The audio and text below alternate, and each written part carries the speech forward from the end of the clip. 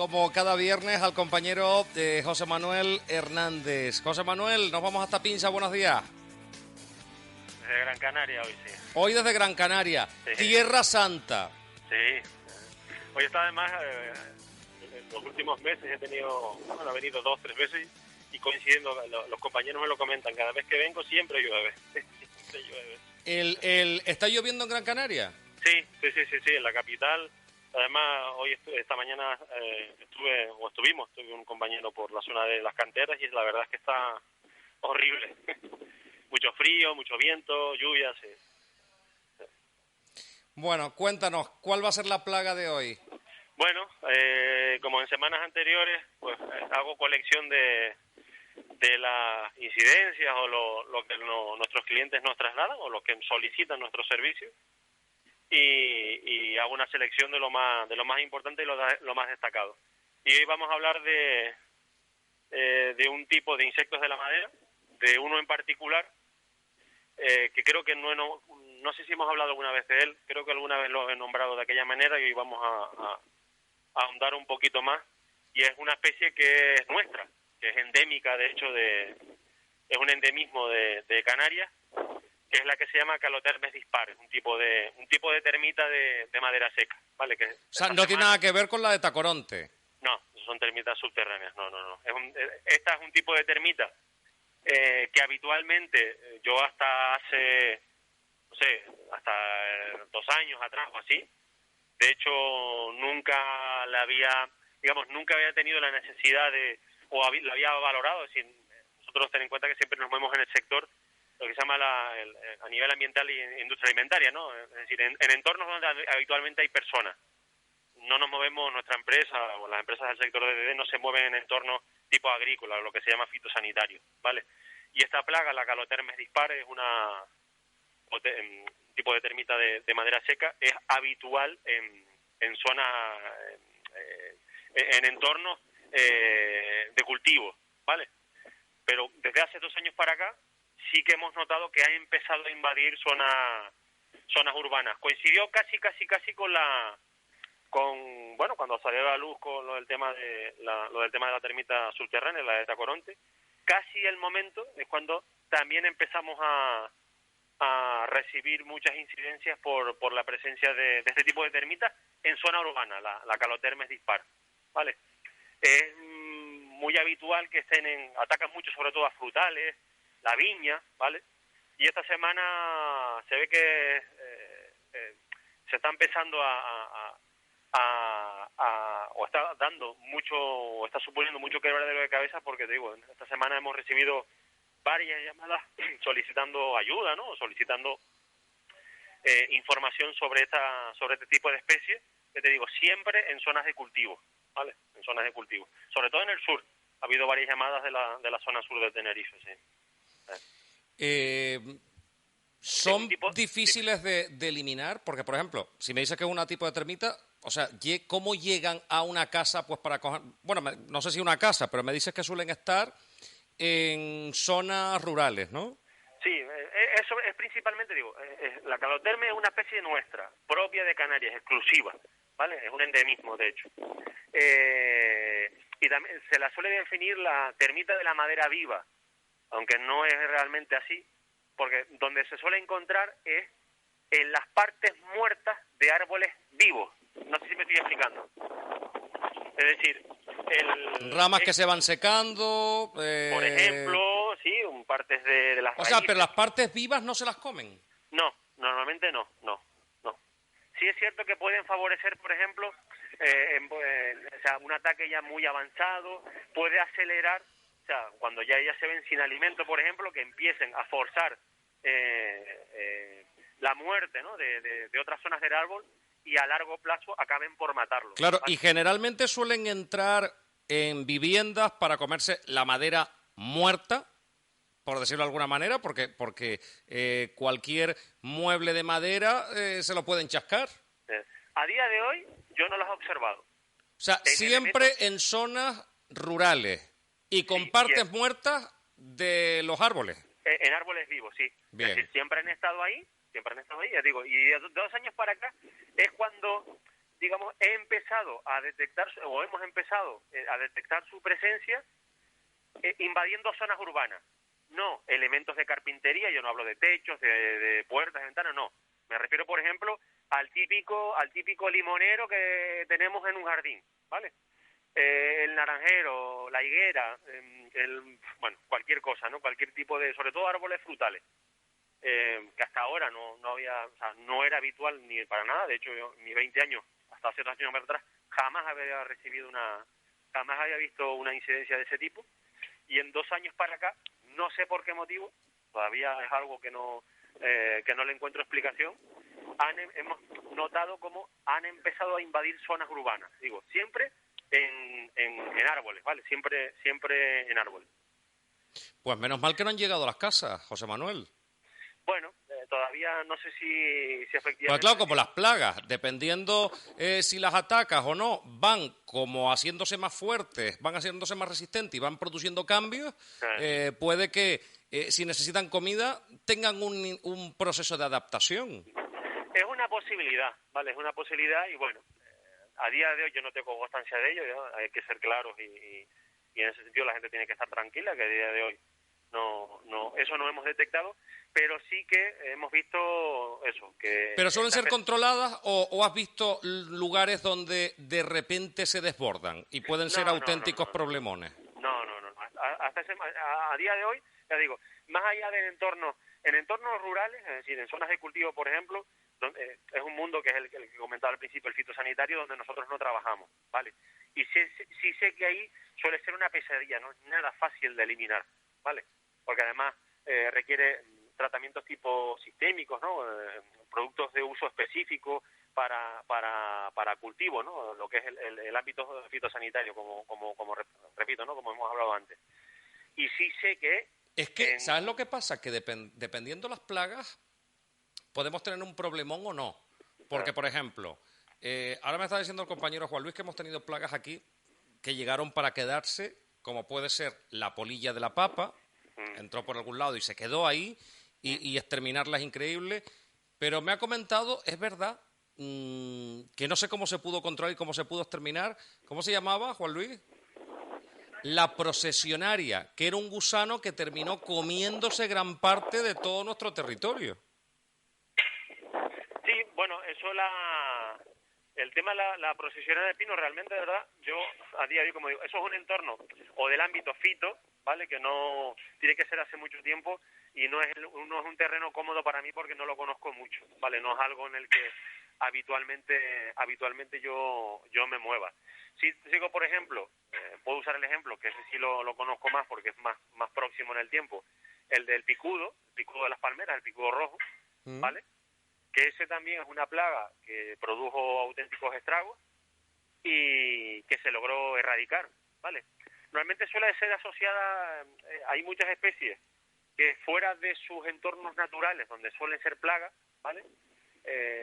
Llegan a otro entorno donde las condiciones son distintas y a lo mejor en el lugar de origen no eran una plaga, llegan a otro entorno distinto y no logran prosperar.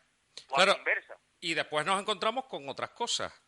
Todos los insectos existen por algo, cada especie existe por algo, pero después, mientras nos cuesta mucho exterminar algunas especies como las cucarachas, estamos teniendo problemas a nivel mundial con un insecto que es clave. No podríamos entender el mundo sin las abejas, sin la polinización y demás.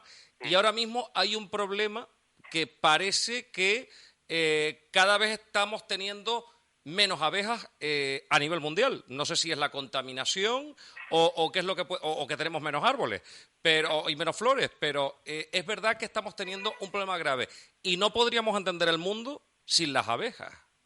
Sí, estamos hablando, es lo que se llama la teoría, ¿cómo lo llama? El vuelo de la mariposa, ¿no?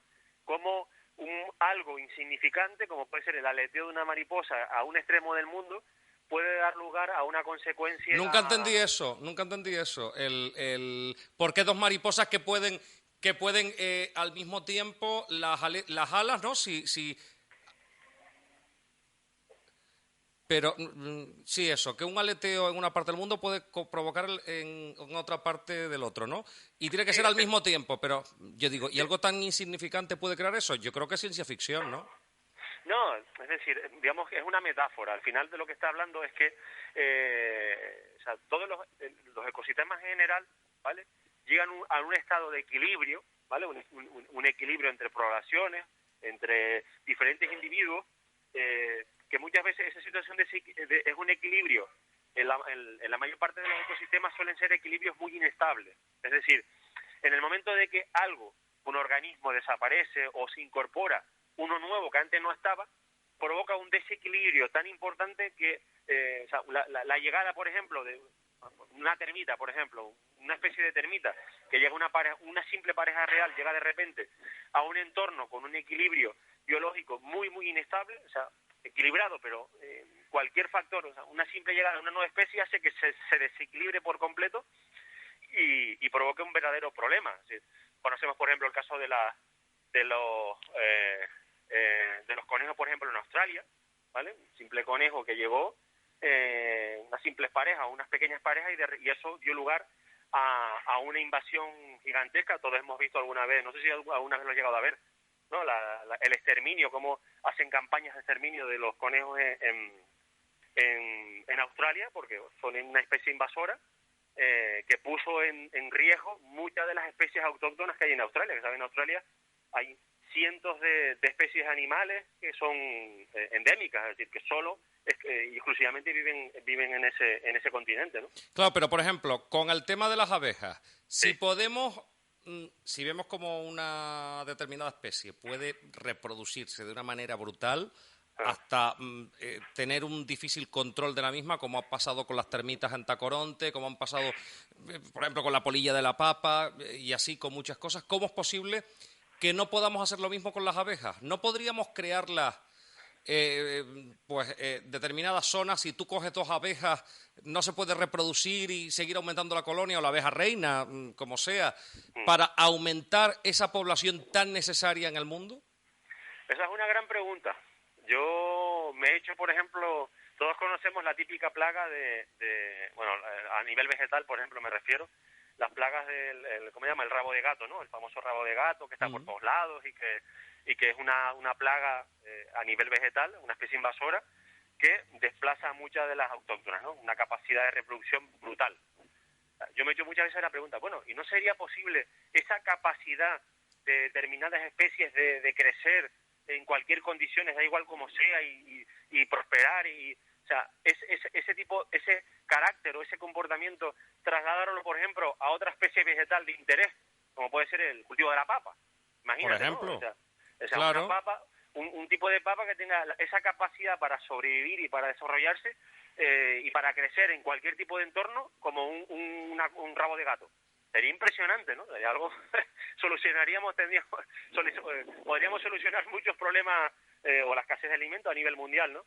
El tema es que es difícil, es decir, hay muchos comportamientos, determinados tipos de habilidades desarrolladas a lo largo de los años por algunas especies, que son las que no son muchas, ¿vale? No son muchas.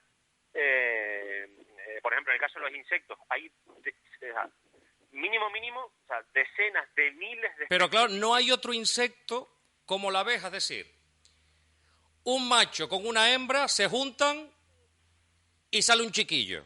Sí. Con los animales igual, pero con las flores no ocurre lo mismo. Es decir, para que se junten, hasta donde yo sé, el único insecto capaz de poder hacerlo y de transportarlo es la abeja, ¿no? Bueno, hay más insectos polinizadores, es decir, hay otros insectos polinizadores o hay otro tipo de animales polinizadores. Por ejemplo, el colibrí. El colibrí es otro tipo de insecto polinizador porque también se alimenta de néctar, ¿vale? Y hay muchas especies... Pero espérate, el colibrí es un pájaro, ¿no? Sí, correcto, el colibrí es un pájaro. Bien. Hay otros animales de mayor, o sea, en un orden superior, que también actúan, o sea, en la medida que se alimentan, por ejemplo, del néctar de una flor, pues favorecen la polinización. ¿Cuál es la historia? Pero claro, no a gran escala como podría ser la abeja y a nivel mundial. Efectivamente, ahí la diferencia está en el número, lo que representa, o sea, lo que es representativo es el número, es decir... Claro, porque una número, abeja la podemos encontrar en ambientes cálidos y fríos.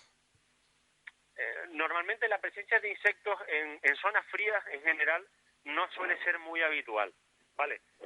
Prácticamente, bueno, podemos encontrar insectos, salvo en la zona... Bueno, pero en Noruega hay flores. Correcto. Y hay abejas también, ¿no? Sí.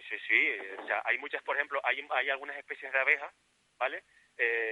Tipo, por ejemplo, la famosa abeja,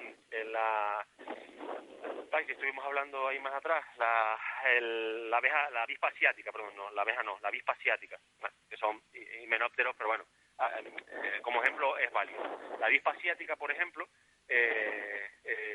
su actividad es muy estacional, es decir, cuando forma un avispero, ¿vale? A la llegada del invierno, el avispero desaparece por completo, se mueren todas, la reina, digámoslo así, queda como en estado de hibernación hasta la siguiente primavera, ¿vale?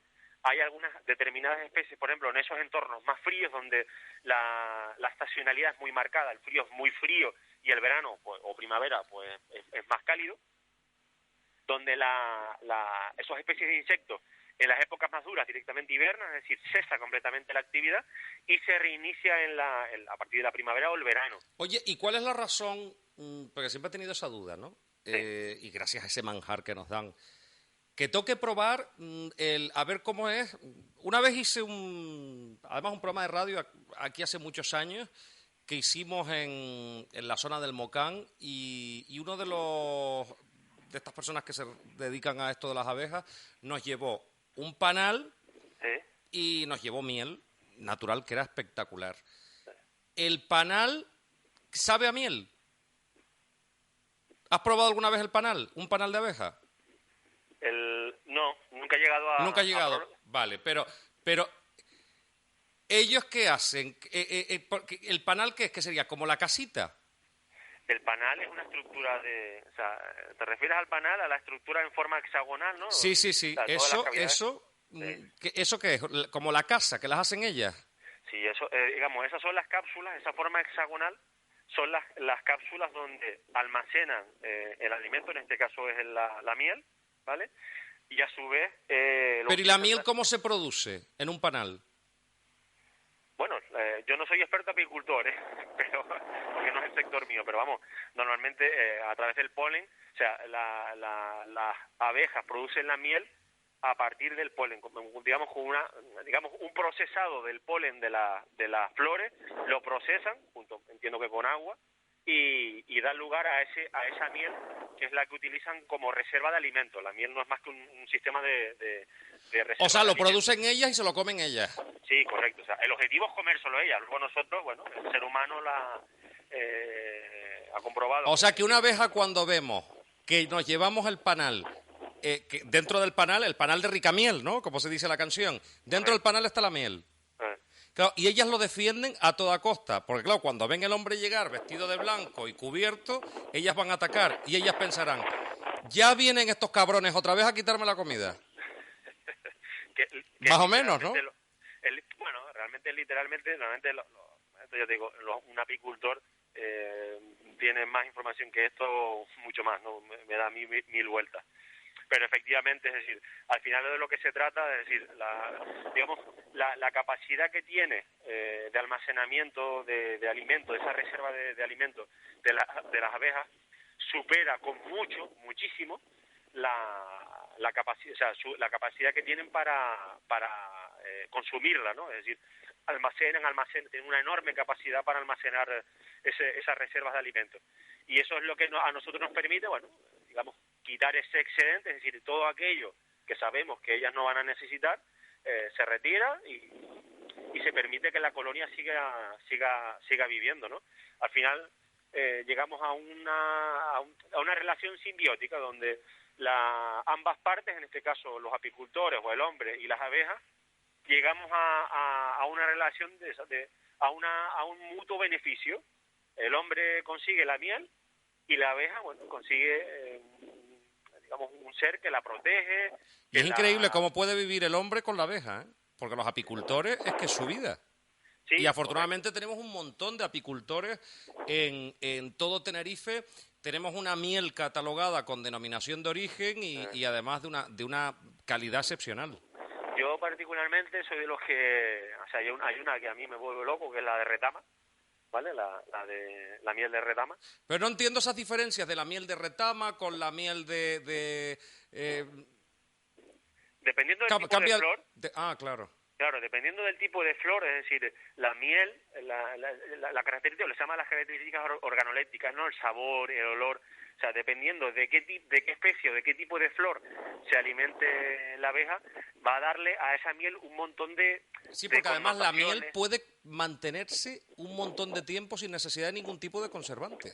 En general, todos los azúcares, ¿eh? Ten en cuenta, por ejemplo, sabemos, por ejemplo, de toda la vida, que la sal es un tipo de producto que sirve para prolongar o para mantener un alimento durante mucho tiempo, o sea, pescado salado, es decir, antiguamente, por ejemplo, el salario, recuerda que el término salario, que es la palabra que se utiliza para definir lo que uno recibe por un trabajo, salario, originalmente viene, o sea, el término salario etimológicamente viene del sal, de la sal, claro, que era muy... La que se utilizaba en su día Pues como fíjate, moneda de cambio. alguien ha decidido interrumpir esta maravillosa conversación, José Manuel. Ya sabes que esta es la radio cercana, la radio diferente. Vamos al teléfono. Hola, buenos días. Hola, buenos días. ¿Quién eres? Antonio de Los Pinitos. Antonio de Los Pinitos, ¿cómo estás? Perdona que haya interrumpido la conversación. No, pero si a nosotros nos encanta que nos interrumpan. Como están hablando de abejas, yo soy apicultor. Pues mira, nos encanta. A ver, como están hablando de los panales, que no las han probado. Yo no lo he probado nunca, no sé cómo es ese rollo. Y el compañero que estaba hablando contigo, que no sé ahora, porque ya había empezado a hablar. José Manuel. Ya. Pues, paso por la emisora cuando empiece a coger algo de miel, un panal y... Mira, vamos a hacer una cosa. Ahora Juan Luis te va a anotar el teléfono. Sí. ¿Y para cuándo tendremos ya porque esto se hace como una cosecha, ¿no? Sí, pero ahora no está, y además el tiempo no está como para abrir una colmena tampoco. Vale, ¿tú podrías venir en uno de los programas, traernos el panal, hacernos todo esto y verlo nosotros en directo, ¿verdad? Y si está el caballero ahí también lo puede ver. O sea, ¿y el panal? ¿Quién se nos cayó? ¿Se nos cayó el señor? ¡Ay, se nos cayó el señor! Pues mira, ¿te das cuenta? Siempre hay alguien que nos puede escuchar y nos puede seguir aportando cosas, José Manuel. Sí, yo de hecho la labor que hacen los apicultores, a mí en particular, me parece extraordinaria, no lo siguiente, es una labor, yo creo que es, por ejemplo, es uno de las actividades relacionadas con la alimentación, es muy arraigada en nuestra cultura, es decir, y además en todas las islas, cada isla con sus toques, cada miel, dependiendo del lugar, incluso la misma isla, si es en zona altura, tal, o sea, todas diferentes, con unos toques, unas riquezas brutales, y yo creo que no se le ha dado, o sea, no he visto yo, no se le da esa importancia es verdad. que debería de tener, ¿vale? Porque es además es tal cual, o sea, hacen una doble función, es decir, conseguimos un alimento de primerísima calidad y luego la función... Qué pena que se nos cayó el apicultor, que nos llame de nuevo, por favor, que ahora nos quedamos con las ganas, porque ya iba a darle día para que viniera aquí para ese programa, que podíamos hacerlo incluso en conjunto, José Manuel. Sí, sin ningún problema, claro. Vamos a ver si es el apicultor, porque es que me parece interesantísimo todo esto que estaba contando. Y fíjate, tenemos que hacer un programa, que me lo estaba planteando Juan Luis, y me parece interesante, de las plagas que han afectado a los insectos más necesarios, como las abejas y otros insectos que han sido necesarios para ver el mundo, ¿o no? Creo que está el apicultor con nosotros. Buenos días. No soy el apicultor, Daniel. Pues me parece muy mal, porque nos quedamos con las ganas. No, pero también tengo mis colmenas y quiero hacerle una pregunta. Bien, adelante. Mira, yo tengo unas colmenas que desde hace un año las destapé el otro día, le quité el alza de arriba y resulta que no hay miel, ni la parte de arriba están los estambres están con cera, pero no se ven que suben ni bajan. Y lo que noto es que sale como la reina para afuera. ¿A qué puede ser debido? Yo sinceramente, es decir, el ámbito de apicultura no es algo que yo domine, no es lo que habitualmente trabajo. He ido, bueno, con el paso de los años, porque siempre surgen preguntas y dudas y he tenido la oportunidad de hablar con muchos apicultores, y a mí realmente es un mundo que me gusta. He ido acumulando ciertos conocimientos, pero tengo que reconocer, todos tenemos que reconocer nuestras limitaciones. O sea, en ese tema da la sensación, por lo que me comenta, ¿vale? Y me puedo equivocar, habla un profano en el tema, ¿vale? Que me encanta, es un mundo que me encanta, pero que no domino completamente. Pero puede ser, es decir, el comportamiento que tienen los insectos es el normal, es decir, la actividad es anormal, la movilidad, todo. Nada, es cuando hace calor, por ejemplo, sí, tú las ves disparadas, como digo yo, como no eches cuerpo a tierra, te hacen. ¿En serio? O sea, que se han convertido en abejas asesinas. Sí, perros voladores, como les digo yo. No, pero mira, ahora fuera de broma. Pero espérate, ¿y antes se portaban bien contigo? Sí, y me daban besitos en la boca y no me picaban, no te jodas. Es posible. Muchas veces, por ejemplo, ese tipo, en insectos que son coloniales, es decir, que forman colonias, y esto es algo que es un tipo de comportamiento habitual con insectos sociales, que se llaman, los que forman colonias, que cuando se sienten atacadas, es decir, cuando hay algo que las está atacando, tienden a adquirir ese comportamiento agresivo. ¿Me explico? Es decir, cuando hay algo que las está molestando de forma rutinaria o de forma constante, es normal, es habitual que se conviertan, o sea, que adquieran ese comportamiento hiperagresivo, que con cualquier cosa que se mueva, es decir, que ataquen cualquier cosa que se mueva. ¿Me explico? Sí. Entonces, Mira, ese comportamiento, ese sobrecelo, o sea, ese ataque a cualquier cosa que la rodee, puede ser indicativo, no digo que sea así, porque ya le digo, no soy experto, pero puede que sea indicativo de hay algo en las colonias que no va bien, ¿vale? Que puede ser un ataque, bueno, puede ser algún tipo de enfermedad, puede ser algún tipo de parásito que pueda estar afectando a la colonia, ¿vale? Que no esté dejando que se desarrolle correctamente, y ellas se siente que están siendo agredidas, si notan que hay algo ahí que las está atacando, y se comportan de forma extraña o hiperagresiva. Claro, y no podrían tener un ataque de ellas mismas, una especie de la resistencia. No, te salen a ti a atacar. Yo qué sé, yo pregunto. No. O sea, que tiene que ser algo externo.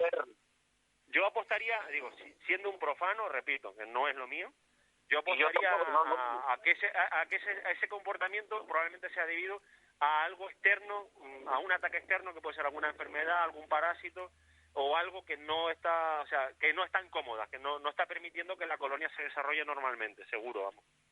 Muy bien. Gracias, un abrazo. Dice mensaje aquí: buenos días, pueden colaborar para mantener las abejas, apadrinando una colmena y regalan miel a los padrinos. Muy interesante. Dice, los agricultores de papas te agradecerían un programa sobre la polilla de la papa y mandan una papa pichada.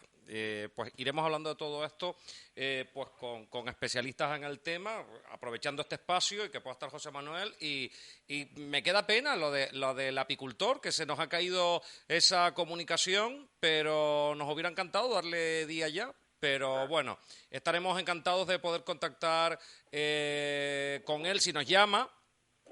Bueno, tenemos otra llamada, creo, que nos entra al 922-3441-63. Creo que tenemos al apicultor, que se nos cayó antes. Buenos días. Buenos días. Perdona, que no sé qué es lo que pasó, que se cortó. ¿Cómo era tu nombre, que me olvidé? Antonio. Antonio. Vamos a ver, sí. Antonio. ¿Para el próximo viernes te vendría bien? Pero lo que estaba hablando ahora el apicultor que entró. Sí. Que yo no puedo decirte, te voy a dar una fecha, porque a lo mejor voy a la colmena. Y si no hay miel para sacar, no te puedo decir tardía, porque las abejas no están trabajando como debían de trabajar. ¿Y eso por qué? Por el tiempo. Ah. Y aparte de eso, hay pocas abejas. Como dice que las abejas se reproducen. Yo estoy loco porque me traigas aquí el panal. No, yo te digo que yo te llamo otro día, yo te llamo cuando yo mire una colmena y vea que tenga un panal para llevar. Yo te digo, mira, tal día podemos ponerlo de acuerdo y voy a la emisora. Y que sea viernes. Ah, sí, vale. Vale. No te olvides de nosotros, porque estamos... Y hay mucha gente que ve en los enjambres, que un enjambre cuando llega a una palmera, llega a un arbolito, lo que sea, y lo que hacen es matarlo. Un enjambre se puede coger hasta con la mano. Si lo ves y que te posta, se puede coger hasta con la mano. Ah, no, yo con la mano no lo cojo. No, por un guante. No pasa nada, hay que ponerse ni ropa. Claro, porque ¿a ti te ha picado alguna vez alguna abeja? ¿no? ¿Abeja? Sí. Cada vez, O sea, que ya eres inmune. Cada vez que voy a la colmena me pica una o dos. Y Pero no yo se te paso hincha por la eso, piel. Claro, si estás acostumbrado ya. Yo llevo ya como 39 años con ella. Madre mía. Y antes me dedicaba a criar la abeja para vender. Ah, porque también se vendían las abejas. Sí, claro. La abeja se puede, si está bien montado. Pues, ¿Y cuánto puede durar? ¿Cuál es la vida de una abeja? La vida de una abeja, por 3 meses. Y la más que dura es la reina, que son 5 años. Pero los apicultores, para que dé resultado una colmena, se quitan a los 2 años. La reina se quita, se renueva y se pone una nueva. Me dice aquí un oyente, Dani, y que te lleve también moloja de miel. ¿Qué es moloja de miel? Moloja de miel, no, bueno, yo no lo conozco por moloja, sino por meloja. Ah, será meloja. Es que claro, meloja. Que O escribimos bien o empiezo a no leer mensajes. Que cuando se saca la miel, lo que queda en la máquina, eso se pone al fuego. Todos los sobrantes de la miel. Entonces eso se va quemando la miel y esa es la meloja. Vale, y eso es como miel, es como una miel caramelizada. Miel caramelizada, claro. Pues no tiene. Como, ¿Y la haces también, Antonio? No, yo no hago nada de eso. Pues eso tiene que estar espectacular, ¿eh? Pues la verdad que sí, ¿eh? Sí. Ni sabía que existía eso, ¿eh? Antes lo hacía porque antes se sacaba más miel. Hoy cuesta para sacar miel, aunque parezca que no. Bueno, entonces, Antonio, no te vas a olvidar de nosotros, ¿no? No, ya puedes estar seguro que yo miro la colmena y un viernes yo te llamo y te digo, mira, tal viernes, si va bien, y yo llevo el panal. Perfecto, pues aquí te esperamos, ¿vale? Vale. Un abrazo, Bueno, gracias. y a compañero, pues se me olvida el nombre. Gracias, un abrazo. Vale, Hasta gracias. luego. Ay, Dios mío, qué maravilla es hacer programas así, ¿verdad? Y que siempre la gente esté pendiente y nos aporten un montón de cosas. Deseando que venga Antonio, a ver qué nos va a comentar de ese Día de las Abejas. Bueno, pues ha sido un programa apasionante hoy.